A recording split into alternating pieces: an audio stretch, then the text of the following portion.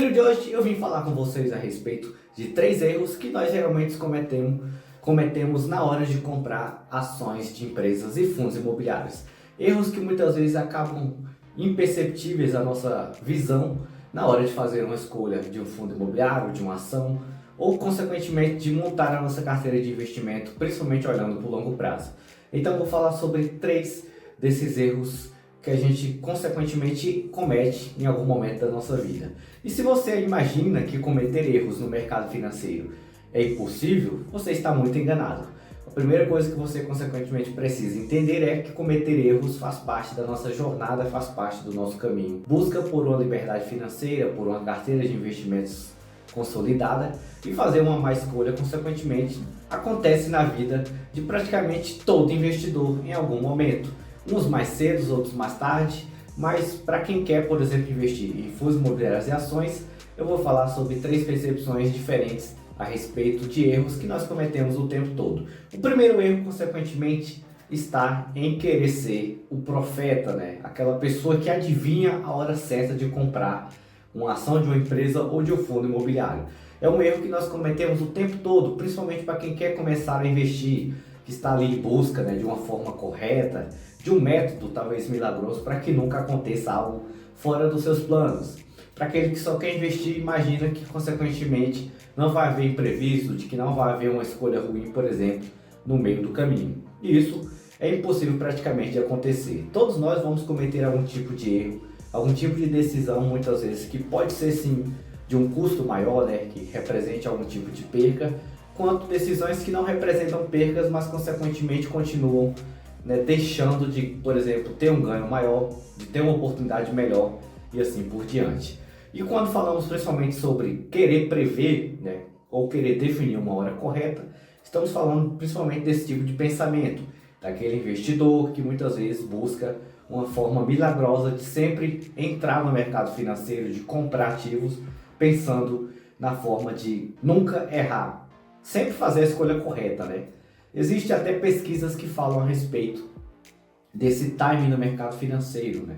Que é basicamente a falsa ilusão que nós temos de que comprar, né, em um momento correto significa maior ganho no futuro, em uma perspectiva futura de maior retorno. Mas que na prática esses dados mostram que isso realmente não acontece, a diferença é praticamente mínima. Aquelas pessoas que especulam, que vão do efeito manada, só compram o que outras pessoas compram, por exemplo, aqueles que tomam decisões próprias com base em dados seguros, né, dados mais corretos, e aqueles que consequentemente sempre buscam comprar aquilo que na teoria está mais barato em relação ao mercado financeiro.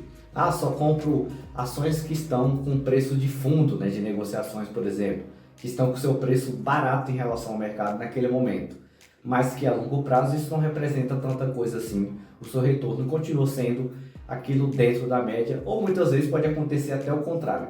E isso não pode ser algo 100% correto de se fazer. Não existe uma fórmula milagrosa que vai fazer você comprar algo mais barato, né, teoricamente no mercado financeiro, e que vai te representar um retorno maior.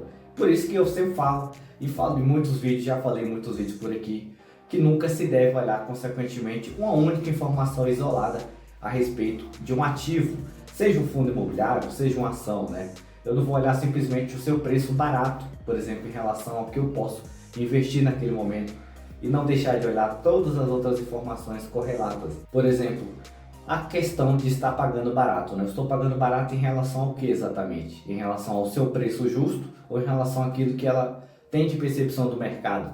Então são perguntas, são questionamentos que nós temos o tempo todo a respeito, né? E não se culpe também, né? Se algo acontecer do tipo, fiz uma péssima compra em algum momento, eu só vou ter essa percepção de que eu fiz um mau negócio no futuro.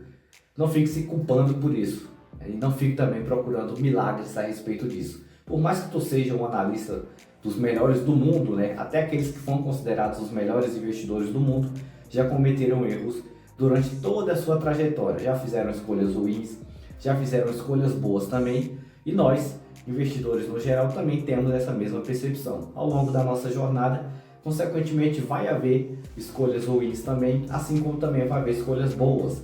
E dentro dessa média entre coisas boas e ruins que podem acontecer na sua jornada financeira, você consequentemente pode sim ser consistente lá no final e ter sim uma boa rentabilidade.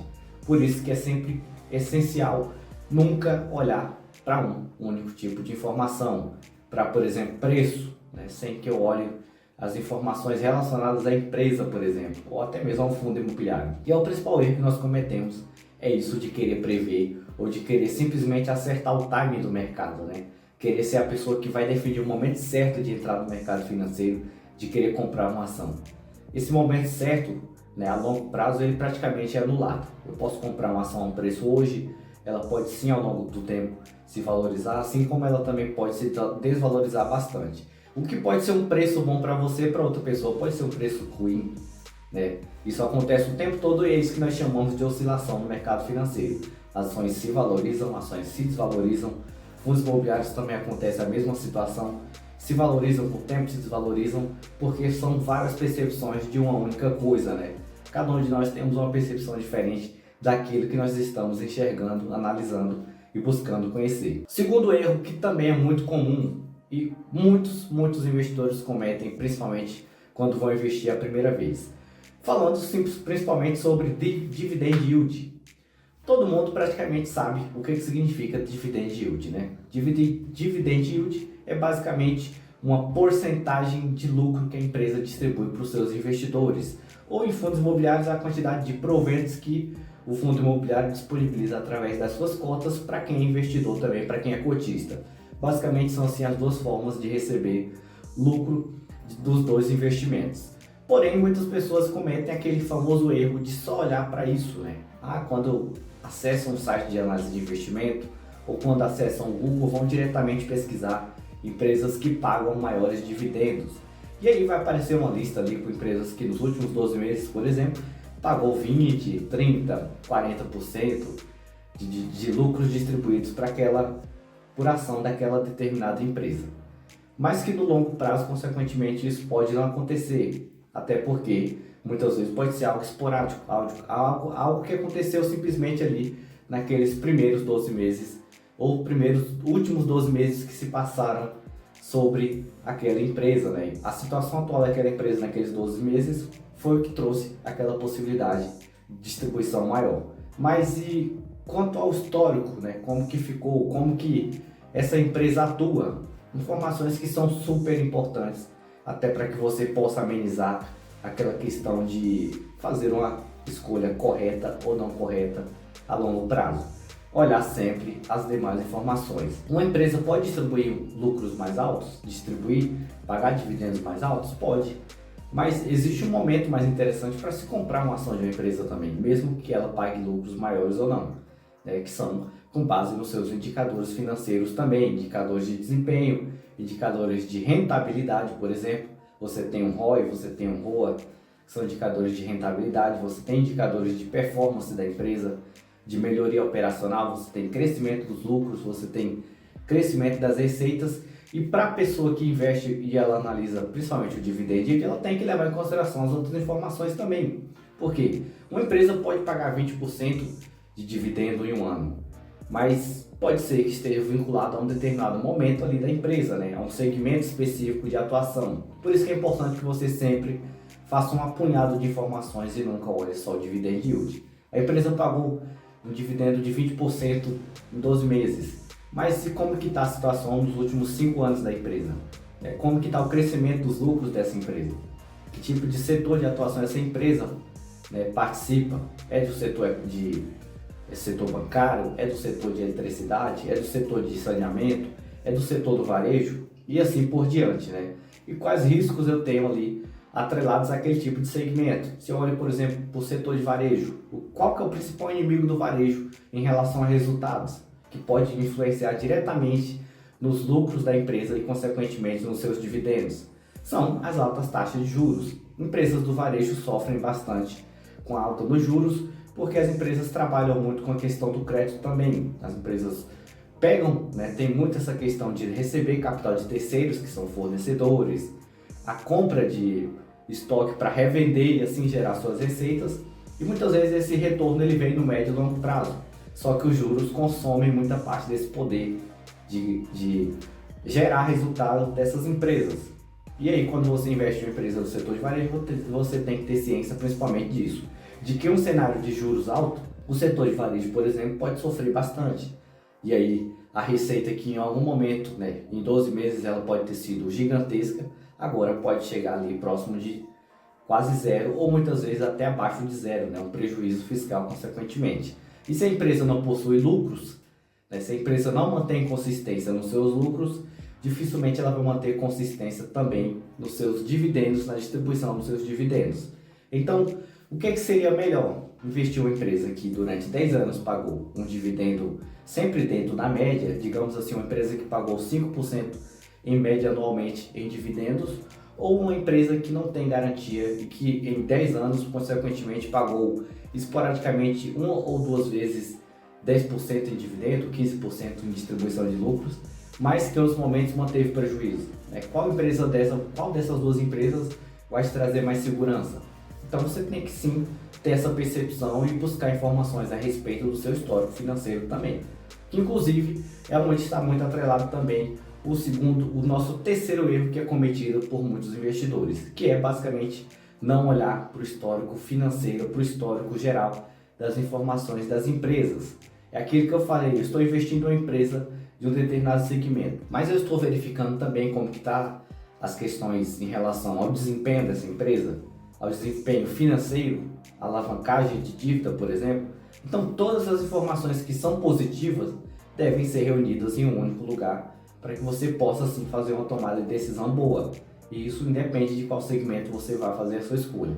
Se eu faço uma análise do histórico do crescimento das receitas, eu posso ter a percepção de que aquela empresa, aos últimos 5, 6 anos, ela vem aumentando, ela vem crescendo os seus lucros, por exemplo, e também crescendo as suas receitas. Ou que ela vem diminuindo, por exemplo, os seus lucros e as suas receitas. Isso mostra um sinal de perca de força de mercado, né? Que ela pode estar perdendo espaço para outras empresas do mesmo segmento. Então, o que talvez pode ser uma oportunidade para você e para outra pessoa deixa de ser uma oportunidade, muitas vezes um ponto de atenção. Por isso que você deve sempre levar em consideração todas essas informações antes de querer investir em ambos os investimentos.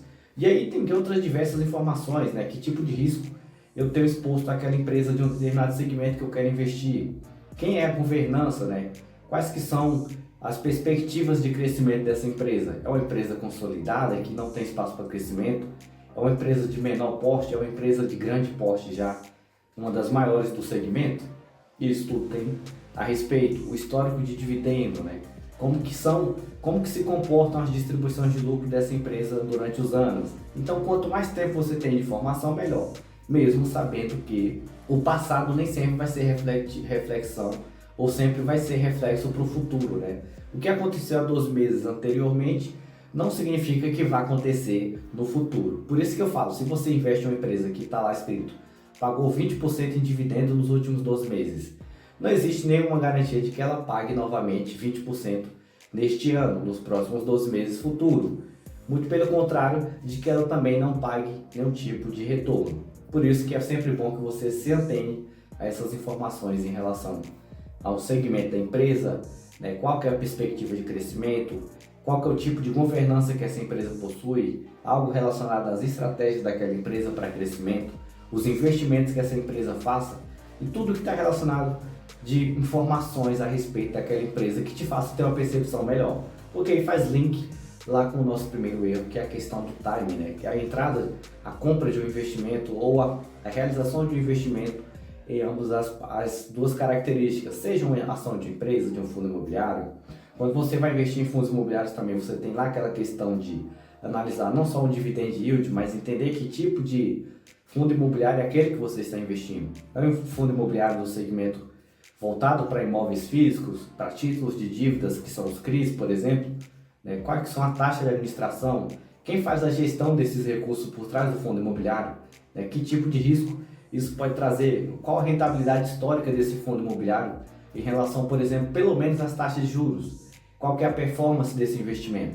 Às vezes você olha para uma informação em 12 meses, né, que é algo mais isolado, aí vai ter lá um retorno.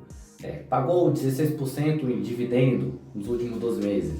Mas quando você olha para a rentabilidade, por exemplo, a valorização da ação ou do preço da cota daquele investimento, você percebe que nos últimos 24 meses, por exemplo, ele ainda continua negativo, né? Então você basicamente fica 24 meses no 0 a 0.